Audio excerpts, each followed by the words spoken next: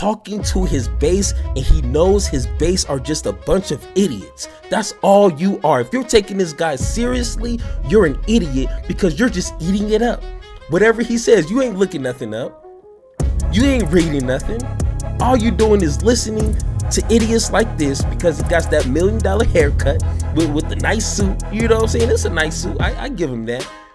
But that's all you need. But you don't want to read nothing for yourself. Be like, hey, I think he was wrong about this. And yes, as you see on this thumbnail, we are continuing to talk about how stupid, how just ignorant on purpose. Okay, I'm not saying he's born just, with brain damage. He's purposely being an idiot. And I'm talking about Mr. Vivek. And I just want to make this clear, right? I just want to make sure that we all are on the same page when it comes to this. I am not on YouTube to make friends. I'm not on YouTube to, farm views. If I wanted to do that, I would be a Republican dummy who's on YouTube saying conspiracy theories and saying whatever tickles people's ears because I know that's what people like. But unfortunately, that's not how I roll. So I make content that is my perspective, my opinions, mixed with facts and values and substance. And if that hurts your feelings, then I'm sorry. Go ahead, dislike the video because 9 times out of 10, I'm probably don't like you anyway. You know what I'm saying? So let's just get into it. Mr. Vivek, he is on a interview with Vlad TV, DJ Vlad. I've been subscribed to Vlad for almost 8 years, and he brings on a lot of guests to talk about their experiences or whatever field that they major in. And I seen Vivek on there, and the title of this video is Vivek on Kamala emphasizing her Black heritage. And I knew it was just going to be a bunch of bull on that video. And trust me, I was right. And once again, I don't shy from conflict. I ain't gonna cower down to all these cowards who live in my comment section. Trust me, we can talk. Join the Discord. Let's have that conversation. You ain't gonna never see me cower down to nobody. So go ahead, jump in the Discord, and let's have that conversation. But 9 times out of 10, these Republican voter cowards don't do that because they don't have anything to talk about. So you making my job easy. All right. So let's go ahead and get into this video and let's see what dumb, infactual things this guy has to say. I've started a business. I've easily paid over $10 million in taxes over the course of my life. I employ, lots and lots of people. So yeah, I think that people should be allowed to immigrate, but I don't think it should be a free-for-all and open borders and so forth. I think that people need to apply. And if they get accepted on the basis of what they can contribute, then yeah, they should be accepted because this ultimately is a nation built on immigrants. But yeah, I don't believe in open borders. I don't believe in what's happening in sanctuary cities and so forth. So me and you are okay. First off, sanctuary cities and open borders, those are 2 different subjects.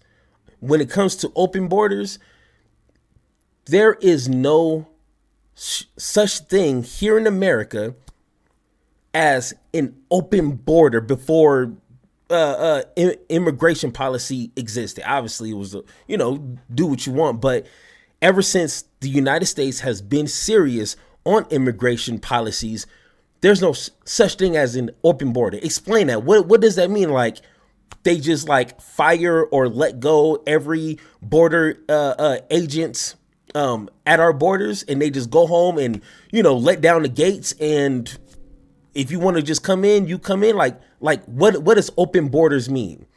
I need someone to tell me in detail on what that means. And I guarantee you is not how people are emphasizing open borders, as in you could just walk in.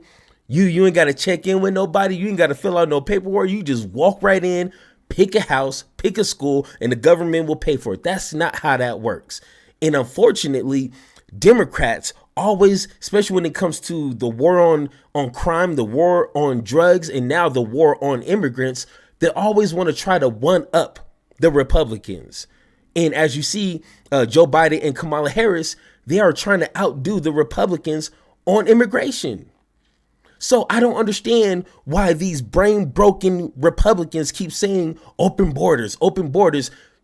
That is a talking point. That is a fear mongering talking point. That is, because we can look at the data. I got the data right here. And I guarantee you nothing is going to indicate open borders. But let's hear the CEO with this stack of books talk about it.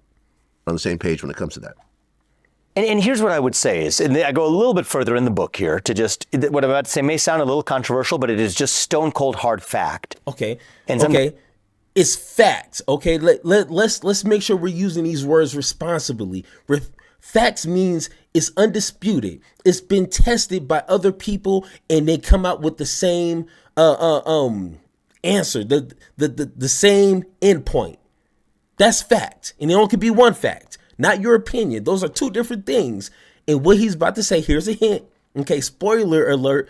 This is his opinion, not a fact. But I digress. Sometimes it's the facts that hurt the most that we have to confront. So I raise this in the book. I make this argument, but I'll give you the short form of it here. You could imagine an immigration system that rewards somebody's willingness to work hard. Maybe it's just the hardest workers we let in. You could imagine an immigration system that rewards intelligence. Maybe it's just the most intelligent people we let in. You could imagine an immigration system that rewards love of country. The people who love the United States the most get in, or the ones who can speak English get in, or the ones that know the most about our civic history get in. You could imagine all of those systems. You could have an immigration system that selects for the kinds of people you want. Right now, we have none of those. None. The number one human attribute that our immigration system selects for today is your willingness to lie. Oh, actually, it's dishonesty. No, that's a hard fact, because if you have somebody who's honest come into the country and say, I can't in good conscience tell you and put a signed sworn statement and check off the box of seeking asylum by telling you that I'm facing imminent risk of personal harm due to my religion or my race or some part of my identity in another country, which is the basis for seeking refugee status. Yeah. I can't tell you that in good conscience. Well, if you don't say that, then you're not going to get in the country. But the people who are willing to say that are the ones who actually end up getting in.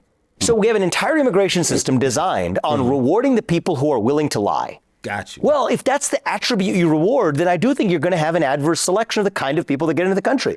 All right. Let's actually get into some facts, because once again, he's expressing his opinion on what he thinks immigration reform or policy should be. That's not fact. That's your opinion. Okay? But once again, I'm not going to say someone's opinion is wrong. I can say it's stupid.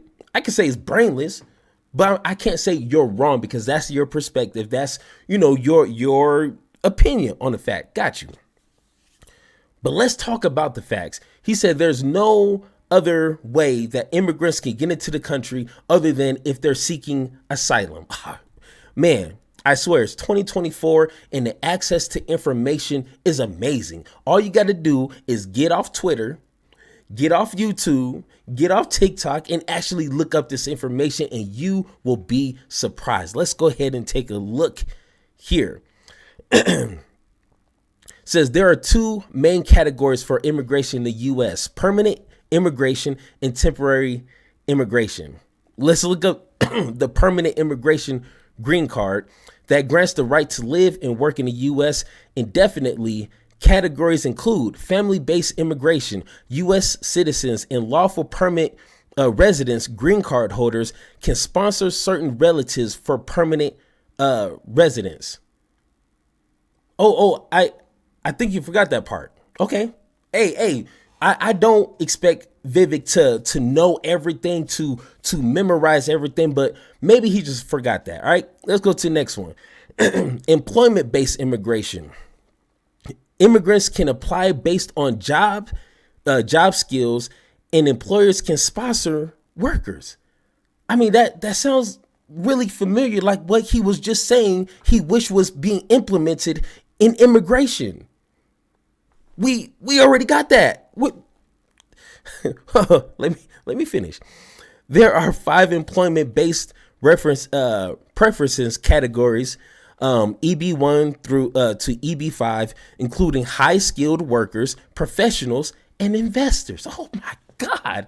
Are you saying we already got these things, these mechanisms, these systems already in place along in this immigration system we have? And it's not just, is your life in fear? Check yes, you get in. Like, he's talking to his base, and he knows his base are just a bunch of idiots. That's all you are. If you're taking this guy seriously, you're an idiot because you're just eating it up.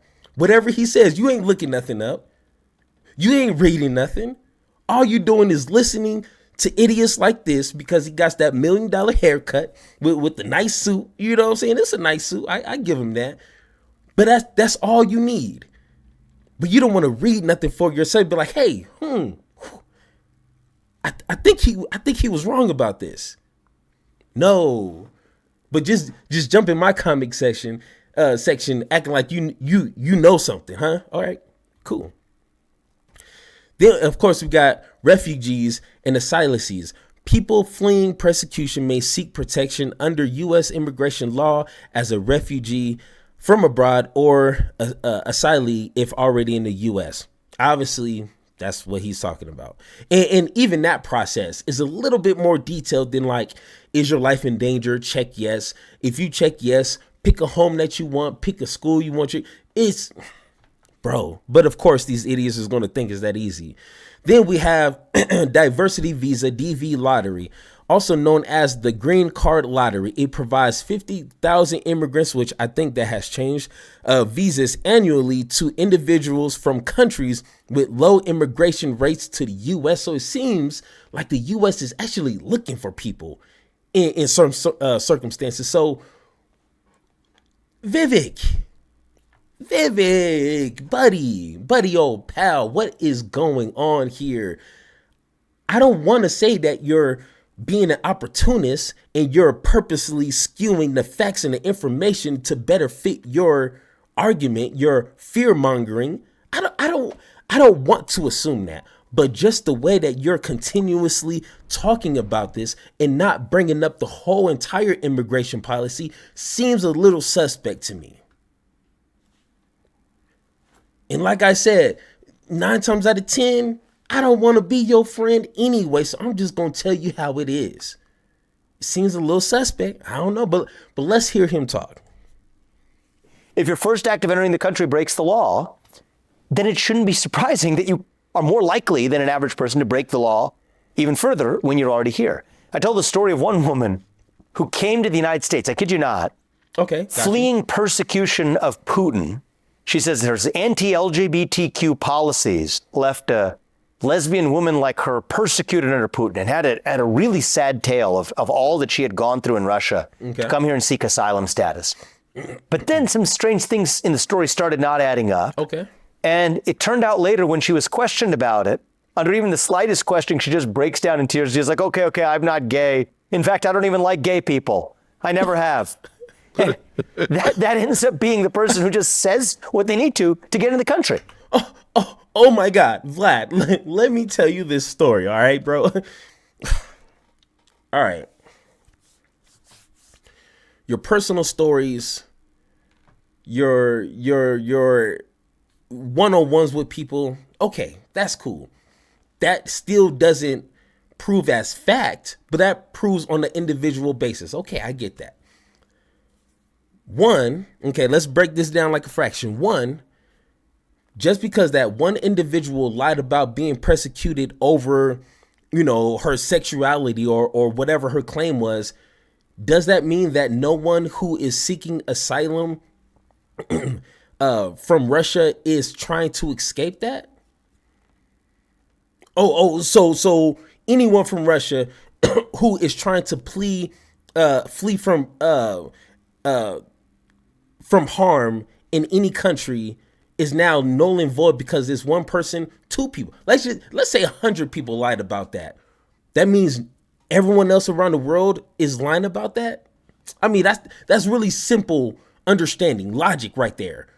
Really basic critical thinking was in play right there. It didn't take a lot of brain power to figure that out.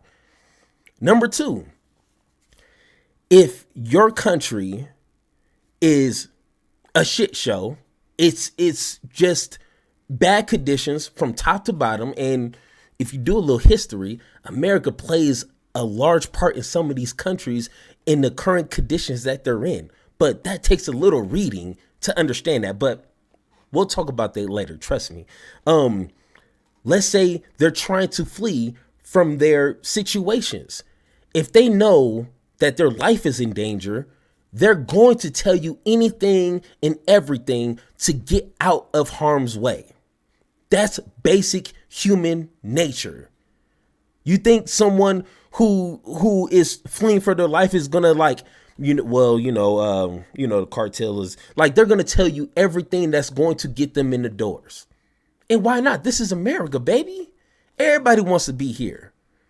You know what I'm saying? Like Vlad said, this country was built by immigrants and black folks, slave black folks. And we make this country great.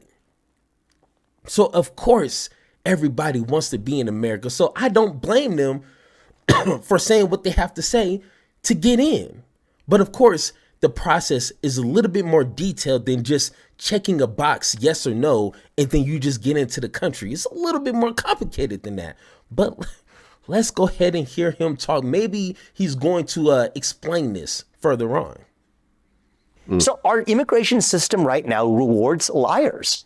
No. As opposed to, you could say hard workers, you could say people who have great knowledge or willingness to love the country. None of those things is the basis. And I just don't think you're going to get a great outcome from a system that rewards those who are most willing to be dishonest. Yet that's exactly the system, Vlad, that we have today.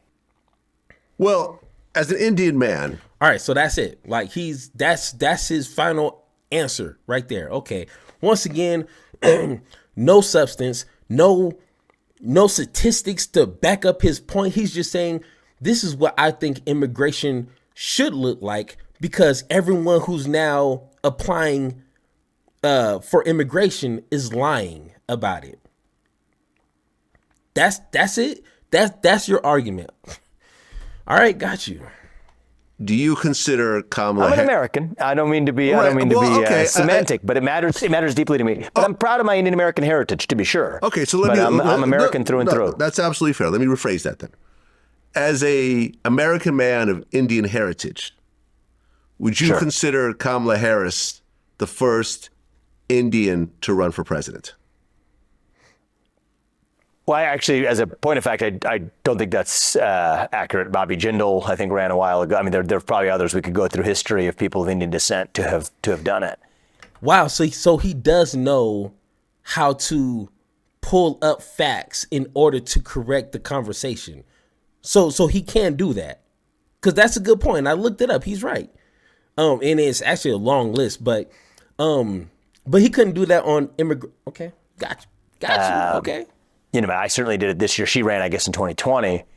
But regardless, I think the reason people have focused so much on her identity, on her ethnic identity, is that she has made identity politics a pretty important part of her worldview. Oh. You could say you like it or not like it. I'm not debating the merits of it. But when she turned around on the debate stage, remember this in 2020? And she looked over at Joe Biden and says, this elaborate tale of a woman of color, a girl of color who faced difficulty in segregationist times, talked about the girl going on that bus. She says, I was that little girl. I mean, that was her moment running for U.S. president. So she has made this an essential part of her rise in American politics, not just for the presidency, but at every step of her ways. Wow, every step of the way, really? Oh, man, that's so crazy, because one, no one took Kamala Harris seriously, at least on the Democratic side, because trust me, Kamala Harris was not even my top 5, to be honest.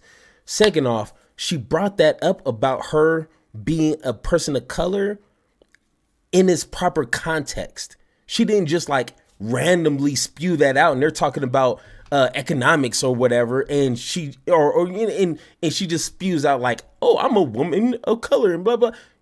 That wasn't it. It was brought up in context of segregation back in her time, with busing in school. She brought it up in context, and ever since she in 2024, when Biden stepped down, she didn't bring anything up about her color or her being black. She talked about, black institutions or black universities she went to, but she never said like, I'm black and you should vote for me type of comments. The only reason that her race is now being talked about in this manner is because of Donald Trump. When he was having that interviews with the black journalists, I forgot their name. Trump famously said like Kamala Harris just decided to turn a black or something like that. Like that's when all this started to arise, and then Fox News and other media outlets started to repeat that. So now this is the main center of these conversations. She didn't bring that up, and she wasn't running on that. She's only been running for like almost 2 months.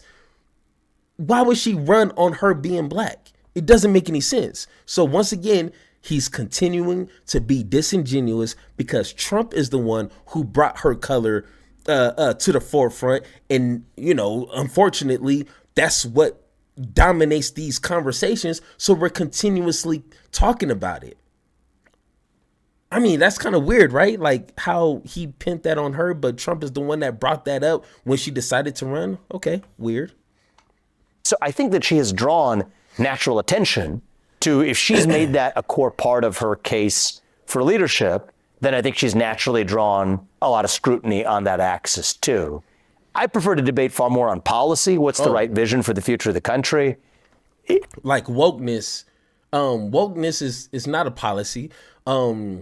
Trans people and figuring out, is a man really a man or a woman really, that's not policy, or at least that affects the broad American people. I mean, but okay, whatever. I digress.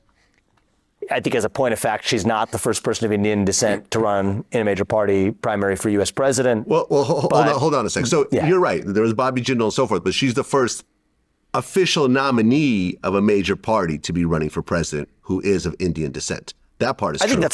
I think that's a fact. Yeah, exactly. Yeah, so I just want to point that out. You're right. There has been an opinion.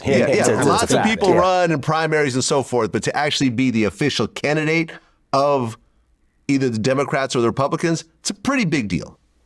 Well, here's what I will say is I think I might have been the first to have ever gotten a primary vote for me. Okay. I got primary vote. Oh, he got her right. He got him. All right, let's take a listen. In the Iowa caucus last year when I ran. And the thing about Kamala Harris is, say what you will. I mean, it's a Democratic Party. You can believe in democracy, you would think.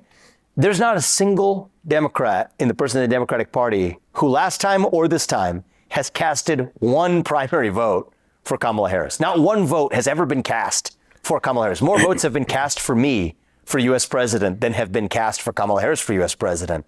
So anyway, it depends on where you're going with this, but I do think one of the interesting things about her candidacy, because he rubs a lot of people the wrong way. That's a little bit of a gotcha because she became. Well, it's not really. She became the candidate because Biden stepped down. No one actually had to really vote for her in the same way. But that's what people have a big issue with, right? Because last year I was on the debate stage.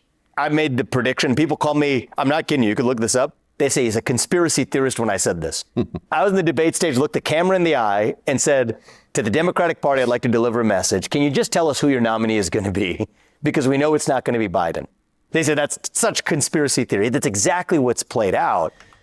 Oh my God. First off, that's nothing new. People have always conspiracized that, the deep state, the secretive society is the ones really making the decisions behind whoever's in office, Republican or Democrat. So, I mean, you didn't create anything that we already haven't heard before. So, but okay, whatever. And it does feel a little bit undemocratic. As recently as May of exactly what's played out. And it does feel a little bit undemocratic. As recently as May of this year, as recently as June of this year, Biden, Kamala, everybody said there's no chance that any other person than Biden is going to be the nominee. Okay, first off, I hate to burst you guys' bubble, okay? And I had to learn this the hard way too, because when Kamala Harris just was pushed into that nomination, I had some questions too. I was like, hey, where's the debate at? Can we, speed this thing? Because I want to have an opportunity to pick who's, at least the nominee, or at least have some sort of power, right? But I come to realize, and I'm pretty sure a lot of people don't understand this, but the Democratic Party and the Republican Party are private businesses at the end of the day. They do not belong to the government. The government can't sanction any rules or regulations to these parties in terms of who they decide to nominate. If Facebook wants to turn everybody's profile picture into the original, plain egg, they have every right to do so. The government can't step in and make decisions for a private owned company. The Democratic Party and the Republican Party make up their own rules. They can have a year where they don't have any debates. Now, will that serve the American people? No, because we want to participate in who's the nominee and everything that's involved in that. But if they decide to not have debates, no primaries, guess what? Kamala Harris or whoever they deem is worthy and who they think is going to win, that's their only job. Their only job, just like companies, is to win. Point blank, period. That easy. Why do you think Bernie Sanders got cheated out? Oh, yeah, because they didn't want Bernie Sanders to win. They had other plans. So they did some shady things and they elected Joe Biden. So once again, if I know this information and it's public, it's reachable at your fingertips, then how come Vivek can't be honest with this information? I'm just saying. I'm just saying. Man. And then in July, right before the final sprint of the election, you get a swap out. I do think that a lot of people were left being rubbed the wrong way to say that's not a particularly democratic way of choosing who the nominee is going to be. It was done through a backroom deal, and It wasn't a backroom deal because every news outlet was saying Joe Biden should not run. He should step down. Even voters started saying he should step down. This dude is too old. You can't really understand what he's trying to relay. And we don't feel comfortable with him being in charge. Like, dude might just roll over and die any second now. So one thing I would give the Democratic props is that, and like I told you, their main job is to win. All right, they don't really care what the American people want, but they even seen that Joe Biden was not going to increase their chances of winning. He was a liability. So they switched him out. Now, they didn't switch him out with just anyone. We already know if a president steps down for any reason, it's the vice president who steps into that place. And then they decide to run. And then now they got to run or win the presidency, which is happening now. It's not like they're not going to hold a presidential voting and we're just going to push in Kamala Harris. Then we can ask questions. But that's not the case here. So once again, Mr. Vivek, why are we being disingenuous here? It's simple information. But, your supporters don't care about information.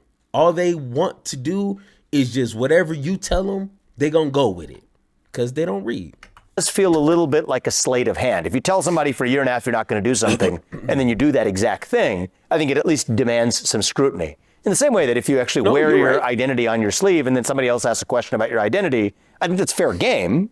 Now, my own style is I prefer this country's politics to be worked out through competing visions of policy. We don't have to agree on everything, but different people have different visions of policy. That's how I like to roll. But in fairness, on the questions you're bringing up, was she somehow democratically anointed? She couldn't even make it to the Iowa caucus in her own party the last time she ran for president.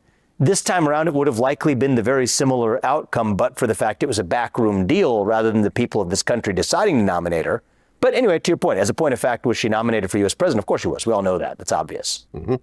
Right. And you've accused her of sidelining her Indian identity and emphasizing her black heritage. I've not accused her of that, no. But what I have said is when I was asked about this is, I do think a lot of, I mean, this is not me, don't shoot the messenger here, but it's true. And I think if you talk to other Indian Americans across the country, they would tell you the same thing, is I think a lot of Indian Americans have been somewhat disappointed in her reluctance historically to at least talk much more openly about the Indian side of her identity, or to lean into whichever one was convenient, at certain points in her political rise. But I'm not leveling those accusations at her. But when you say that in the past, I remember an interview where people asked me, well, what do you think about this controversy? I said, I'm not attacking her for identity, but I could tell you, don't shoot the messenger. I do think that it's a fact that there's a lot of Indian Americans out there who are somewhat disappointed.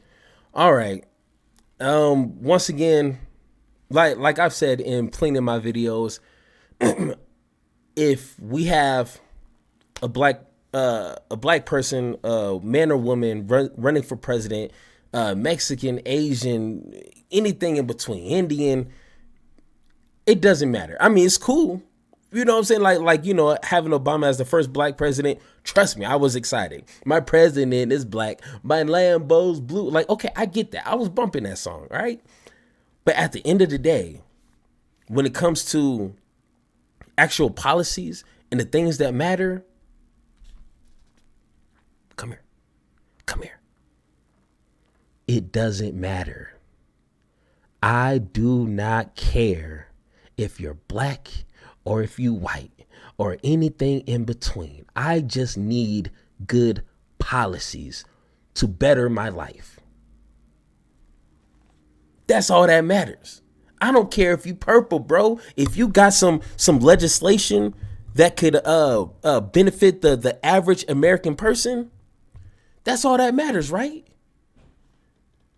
But no, we need to divert from policies, which Vivek is always saying that he wants to talk about. But this was a 9-minute interview and he said nothing substantive about policy. He just said immigrants shouldn't come here just for free or whatever the case is. And Kamala can be whatever color she wants.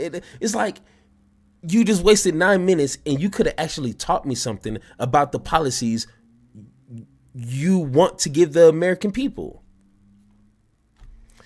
But no, of course, like we can't be civil like that. We can't just say, you know what? I don't want to answer this. I'm not going to talk about that. I'm not going to waste my time, my breath. I want to talk about policy. When it comes to immigration, let's be honest. We have this, and this, and this, and this. I see some holes. I see some issues when it comes to, let's just pick one. Employment-based immigration. I see that it can be restructured to better emphasize on the high quality of immigrants that we're allowing into this country. No, we don't want to talk about that. Let's go ahead and look at some numbers. In 2016, the amount of legal immigrants that entered this country was 1.2 million. 2017, 1.3, 2018, 1.1, 2019, just a flat 1 million. In 2020, which, was the transfer, or at least try to transfer, was 1.10. Under Joe Biden in 2021, 1 million. 2022, 1.2. 2023, 1.2. I mean, I'm no mathematician, but those numbers sound very stagnant to me. But no, under Trump and Biden, we're just letting billions and billions and billions of illegals. Let's look at the illegals, because trust me, this information is public. I'm not making this up. In 2016, illegal immigrants, 0.55. 2017, 0.60. 2018, 0.55. 2019, 0.50. That sounds like it's a lot. Let's look at Joe Biden. Let's look at Joe Biden, okay? 2020, 0.55. 2021, 0.60. 2022, 0.50. 2023, 0.45. That is the lowest I've seen since 2020. That's the lowest numbers in 2023. But Joe Biden and Kamala Harris just have open borders, right? Man, get out of my face, bro. Don't waste my time. Don't waste my time trying to have a conversation if you don't want to argue the facts, if you don't want to argue the numbers. But do what you do best and act like a troll. Be a clown that you know how to be in my comic section. But if you really about that life, if you really about that conversation, join my Discord and let's have that conversation.